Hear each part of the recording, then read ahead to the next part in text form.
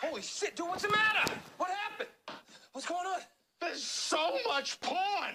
Well, what the hell are you doing looking at my private shit? What are you talking about? Private shit, Johnny? It was wide open. There were literally thousands of files here. Well, I've been meaning to clear some of that out. Jesus Christ, look at the organization here. Clockwise rim job, counterclockwise rim job. Yeah, well, sometimes you like seeing the tongue go the other way. You sick bastard. Look at this. Chicks with dicks. Oh, my God.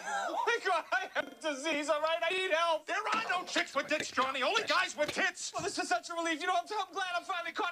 I wanted to be caught. Johnny, now you listen to me. This is a wake-up call, all right? You got to get back out there and meet somebody because you are spiraling out of control here. All right, fine, I will. Just stop looking at that shit, please. Johnny, I mean it, all right? The next chick you meet, you are getting back in the game. Fine, I got it. Done. All right. Now let's get rid of this. What do you mean? We'll just delete the files. No. That shit can always be recovered. We got to smash your laptop with a hammer.